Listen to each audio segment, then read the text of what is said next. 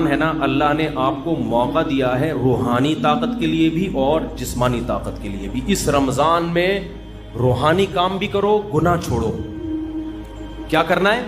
تمام کبیرہ گناہوں کی لسٹ بنا لو. یہ کرتا ہوں. فحش فلمیں آج کل بہت نوجوانوں میں رائج ہو گئی ہیں، اس کو گناہ سمجھنا چھوڑ دیا ہے. یہ گناہ، ماں باپ کے ساتھ بد کلامی، بہنوں کی وراثت نہیں دے رہا، جھوٹ بولنا، سارے گناہوں کی. ہمارے استاذ کہا کرتے تھے گناہوں کو نا ڈائری میں لکھو، لسٹ بناؤ کہ میری زندگی کا عزم ہے کہ ان گناہوں کو میں نے اپنی زندگی سے نکالنا. اس کے لیے پلاننگ کرو. تو رمضان سے بہترین پلاننگ کا ٹائم آپ کے پاس کوئی بھی نہیں ہے. سمجھتے ہو؟ تمام گناہوں کو اپنی زندگی سے نکالنا ہے. عزم کرو اس رمضان میں 5 ٹائم تکبیر اولیٰ کے ساتھ ہم نے نماز پڑھنی ہے. یہ عزم کرو. عزم کرو رمضان میں 20 رکعت تراویح پڑھنی ہے. دیکھو اسلاف کے دور میں 20 رکعت تراویح تھی. 8 رکعت تراویح ہمیں کسی صحابی تابعی سے نہیں ملتا. اگر حضرت عمر نے جو 8 رکعت والی روایت صحیح ہوتی نا، حضرت عمر سے 8 رکعت بھی منقول ہے، وہ روایت صحیح نہیں ہے. اگر وہ روایت صحیح ہوتی تو پوری روئے زمین پر کہیں تو 8 رکعت ہو رہی ہوتی. اس وقت کہیں بھی نہیں ہوتی، کہیں بھی نہیں تھی. حرمین میں 1400 سال ایک رمضان بھی ایسا نہیں آیا جس میں 20 رکعت سے 1 رکعت بھی کم تراویح ہوئی ہو. ہاں اب جا کے وہ 10 کر دیے کووڈ کی وجہ سے. وہ اب اگر کر بھی دیے تو ہمیں اس سے کوئی فرق نہیں پڑتا. 1400 سال تک کیا ہو رہا تھا؟ لوگ کہتے ہیں حرم میں رفع الیدین بھی تو ہوتا ہے. حرم میں رفع الیدین ہوتا بھی رہا ہے اور ترک رفع الیدین بھی ہوتا رہا ہے. جب احناف کی حکومت تھی، صدیوں حنفیوں نے حکومت کی ہے حرمین پر. اس وقت جو حنفی امام تھا بغیر رفع الیدین کے نماز پڑھاتا تھا. لیکن اگر کوئی رفع الیدین کے ساتھ پڑھاتا تو اس پہ بھی اعتراض نہیں تھا، کیونکہ صحابہ میں آپ کو رفع الیدین والے بھی ملیں گے اور رفع الیدین نہ کرنے والے بھی ملیں گے. تو ہماری نظر میں اس سے کوئی فرق نہیں پڑتا. لیکن تراویح کا جہاں تک مسئلہ ہے، 1 سال بھی حرمین میں صدیوں تک ایسا نہیں آیا کہ مسجد نبوی یا مسجد حرام میں 20 رکعت سے کم تراویح ہوئی ہو. اب جا کے سعودی حکومت نے اگر چینج کیا کورونا کی وجہ سے یا کسی بھی وجہ سے، تو وہ چینجنگ سعودی حکومت کا اپنا ہیڈک ہے. وہ پوری امت پہ مسلط نہیں کیا جا سکتا کہ 1400 سال سے، یعنی لوگ کہتے ہیں نا حرمین میں رفع الیدین، اور بھائی 1400 سال سے ایک کام حرمین میں کیسے غلط ہو سکتا ہے؟ رفع الیدین تو حرمین میں ہوا اور نہیں بھی ہوا، دونوں نمازیں چلتی رہی ہیں، لہذا دونوں ٹھیک ہیں. لیکن تراویح کبھی بھی 20 رکعت سے کم نہیں ہوئی ہے. تو اللہ، اگر یہ نماز بدعت ہوتی، یہ غیر سنت ہوتی تو کیسے ہو؟ اور پھر تہجد کی نماز کو تراویحوں سے ملانا، میرا اس پہ آڈیو بیان ہے پورا دلیل کے ساتھ، وہ آپ سن سکتے ہیں. ابھی میں اس ٹاپک کو نہیں چھیڑتا. آپ نے عزم کرنا ہے کہ ہم نے تراویح کی نماز پابندی سے بولو پڑھنی ہے. تو عزم کرتے ہیں کہ نہیں؟ اس کی بڑی روحانی برکتیں ہوں گی. اور رمضان میں رات کے آخری حصے میں نا، سحری میں تو اٹھتے ہی ہیں سب لوگ، تھوڑی دیر پہلے دعا کا اہتمام کر لو. سب سے زیادہ دعاؤں کی قبولیت کا وقت رات کا آخری حصہ ہے. رات کو اٹھ کے آپ نے اللہ سے دعائیں مانگنی ہے. اپنی حاجات بھی مانگیں، کسی کا رشتہ اٹکا ہوا ہے وہ بھی مانگ سکتا ہے، کوئی پرابلم نہیں ہے. لیکن زیادہ فوکس آپ نے کرنا ہے ہدایت کو، کہ اللہ میں نے جو گناہوں کی لسٹ بنائی ہے نا، میری زندگی کو کیسا کر دے، چینج کر. داڑھی کی توفیق دے دے مجھے، مجھ سے سود چھڑوا دے، مجھ سے یہ برائیاں، میں فحش فلمیں دیکھتا ہوں، اے اللہ یہ عادت مجھ سے، اگر کوئی دیکھتا ہے یہ عادت مجھ سے چھڑوا دے. تو یہ کیا کرنا ہے آپ نے؟ یہ راتوں کو دعا مانگنا ہے. یہ ہوگی روحانی طاقت کے لیے، کیونکہ یہ آپ کو انسان اور گدھے میں فرق کرنے کے لیے، ٹھیک ہے نا.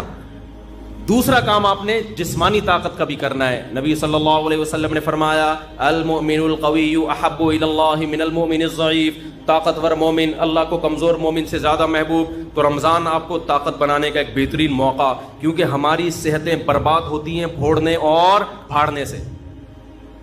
پھوڑنے کا مطلب کھا لیا، اور پھاڑنے کا مطلب 6 گلاس لسی کے اس کے اوپر.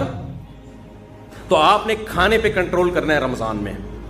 اللہ تعالیٰ آپ کو عادت ڈال دیتے ہیں کہ صبح سے لے کے شام تک آپ بھوکے رہتے ہیں. عام دنوں میں یہ پاسبل نہیں ہوتا، بھوکے رہنے کی عادت پڑ جاتی ہے. تو اس عادت کو مینٹین کریں، بھوکے رہنے سے کوئی نقصان نہیں. اچھا یہ ذہن میں رکھو، بہت سے لوگ کہتے ہیں رمضان میں ہمیں کمزوری ہو رہی ہے. کمزوری نہیں ہوتی، کیونکہ ہمیں میٹھا کھانے کی عادت پڑ چکی ہوتی ہے. گلوکوز لیول سے، گلوکوز ہر وقت باڈی میں بھرا رہتا ہے، تو میٹھا بھی ایک نشے کی طرح ہے.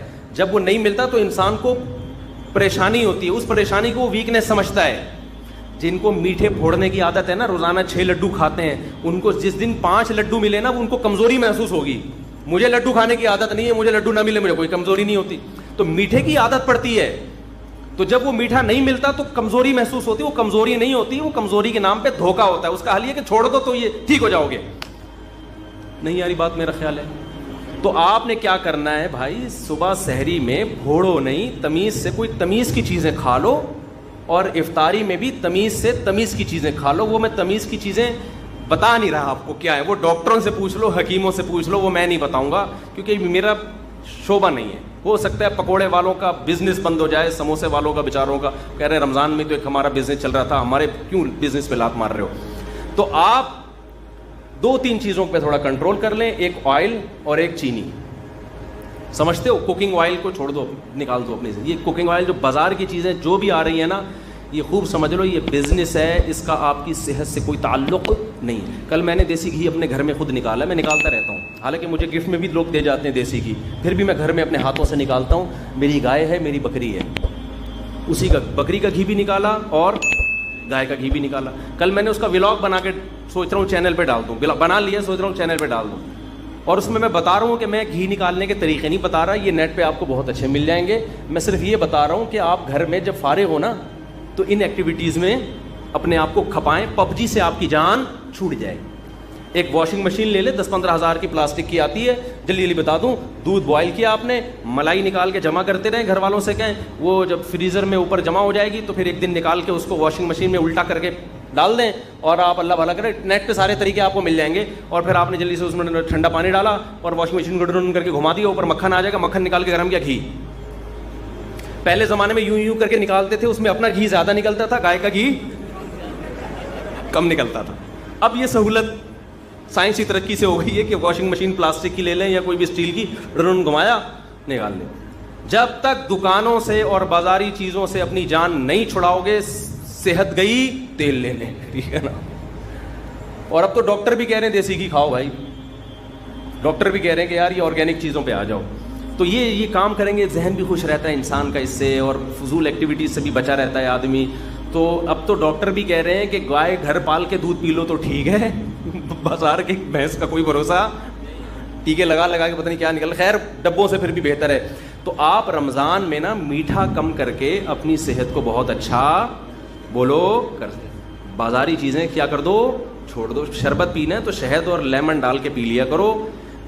میں بھی چینی پی لیتا ہوں, اتنا نیک میں بھی نہیں ہوں جتنا ممبر پہ لگ رہا ہوں آپ کو, لیکن کوشش تو کر سکتا ہے نا انسان, باتیں تو اچھی کرے نا آدمی. تو اس رمضان میں نا تھوڑا سا خوراک پہ کیا کر لو, کنٹرول کر لو, اچھی چیزیں کھا لو. اور جو غریب آدمی جو بیچارہ نہیں کھا سکتا, تو غریبوں کی صحت ویسے ہی ٹھیک رہتی ہے.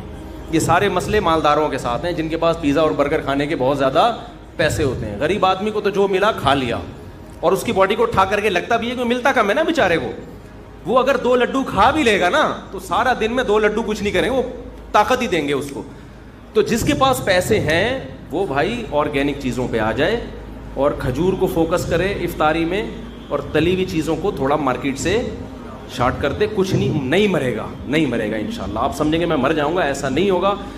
وقتی کمزوری ویکنیس ہوگی آپ کو, لیکن 1 مہینے بعد جب آپ دیکھیں گے نا یار یہ تو کیا ہو گیا, ہٹو بچوں, آپ کی آنکھوں میں نگاہیں تیز ہو جائیں گی, سماعت بڑھ جائے گی, ایسی باڈی ایکٹیو ہو جائے گی, آپ کو لگے گا میں مفتی صاحب جو 4 شادیوں کی بات کرتے ہیں غلط نہیں کرتے, بہترین بات کی تھی مفتی صاحب. ابھی تو آپ کو لگے گا یار یہ کیسی باتیں کرتے ہیں مفتی صاحب 4 شادیوں کی.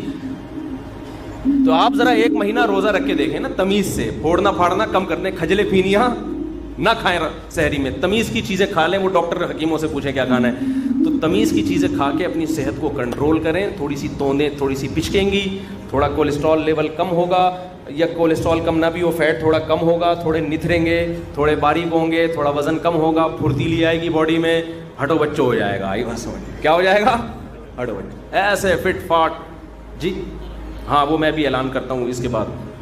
تو یہ بھی آپ کو رمضان میں اللہ نے چانس دیا ہے. اللہ تعالی ہمیں روحانی اور جسمانی دونوں صحتوں کو اس رمضان میں